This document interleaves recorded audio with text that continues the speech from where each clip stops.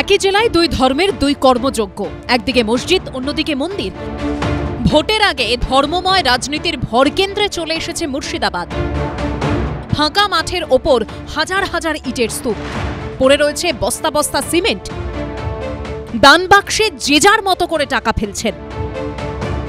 সাধারণ মানুষের দানে ভরে উঠেছে 11টি বাক্স ট্রাঙ্ক, চলছে টাকা গোনার কাজ।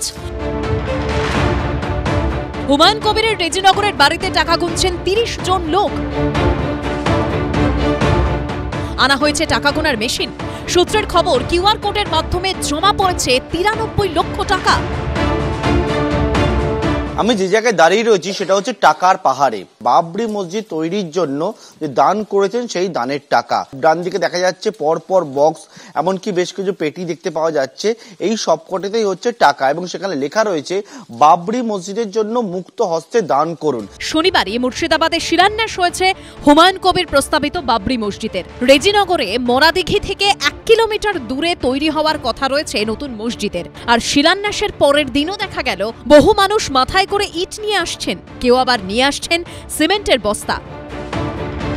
রেজিনগর এবং বেলডাঙ্গার মাঝখানে ছেতিয়ানি যে জায়গায় হুমায়ুন কবির জানিয়েছেন যে বাবরি মসজিদ তৈরি হবে, এবং এরপর থেকে শনিবার থেকে দেখেছি আমরা যে কেউ হাতে একটা থেকে শুরু করে কেউ গাড়িতে করে করে কেউ ইট নিয়ে আসছেন, কেউ সিমেন্ট নিয়ে আসছে। আজকে সকালবেলা এখানে এসে দেখা যাচ্ছে গোটা যেই চত্বর রয়েছে, এমনকি যে 3 কাঠা জমি এবং সেই জমি ছাড়িয়ে আশেপাশের যে জমিগুলো রয়েছে সেই সমস্ত জমিতে কেউ ইট নিয়ে আসছেন ট্রাকে করে, কেউ ইট নিয়ে আসছেন হাতে করে। এইরকম ইট সিমেন্ট কাঁড়ি কাঁড়ি এখানে পড়ে রয়েছে, লোহার রড পড়ে রয়েছে। সিমেন্ট ইট মসজিদ হবে সেই জন্য আজকে দেখার জন্য আমরা এখানে শরীক হওয়ার জন্য এসেছি। দান করলাম, যেটা পারলাম সেটা দিলাম, ইট এসেছি, আমাদের যেটুকু সামর্থ্য সেটুকু আমরা করলাম। এই মসজিদটা তৈরি হোক এটি আমরা চাই। শনিবার মরাদিঘির সভা থেকে ফিতে কেটে বাবরি মসজিদের শিলান্যাস করেছিলেন হুমায়ুন কবির। রবিবার নিজে হাতে ইট নিয়ে সেখানে হাজির হলেন। मेरा इतना जो प्यार करके यहाँ आया, इनको साथ देने के लिए मैं फिर यहाँ आया। অন্যদিকে শনিবার এই মুর্শিদাবাদেই হয়েছে রাম মন্দিরের শিলাপুজো। কিন্তু ঠিক কোথায় রাম মন্দির তৈরি হবে সেই জমি এখনই সর্বসমক্ষে আনতে নারাজ স্থানীয় বিজেপি নেতৃত্ব। বিজেপির তরফ থেকে ঘোষণা করা হয়েছে এবার বহরমপুরে হবে রাম মন্দির। কোথায় হবে সেই জায়গা তারা গোপন রাখছে। মোটামুটিভাবে একটা জায়গা চিহ্নিত করা হয়েছে যেটা 1 বিঘার বেশি। সেই জায়গা কয়েকদিনের মধ্যেই রেজিস্ট্রি প্রক্রিয়া শেষ হয়ে যাবে, আর রেজিস্ট্রি প্রক্রিয়া শেষ করে নির্বাচনের আগেই মন্দির তৈরির কাজ তারা শুরু করে দিতে চাইছেন। সেই জায়গাটা কোথায় বলছেন বহরমপুর শহরের খুব কাছে, তবে কোন জায়গা সেটা প্রকাশ করতে নারাজ জেলা বিজেপি নেতৃত্ব। এই নিয়ে ভোটমুখে বঙ্গে তুঙ্গে উঠেছে রাজনৈতিক তরজা। ওপরের দিল্লির লোকেরা একটা পুতুল খেলার মঞ্চ তৈরি করেছেন, পুতুল খেলার, ধর্মের বিষাক্ত আফিং নিয়ে পুতুল খেলা।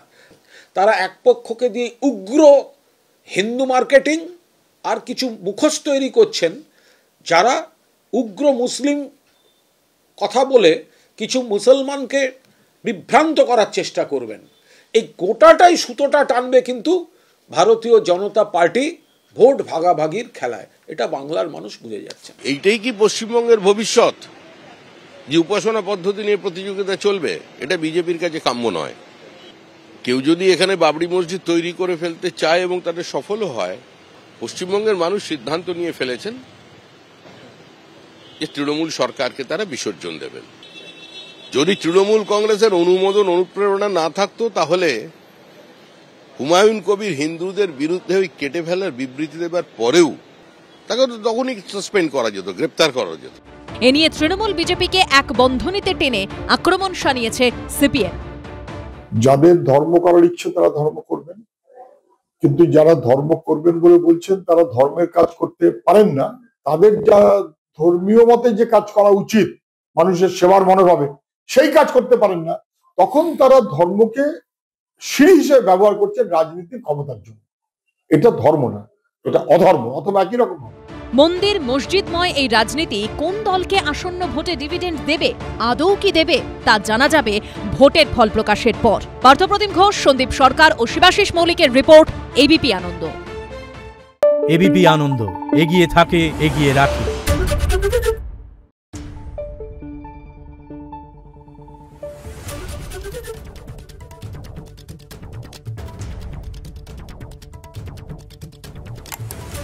টিভি।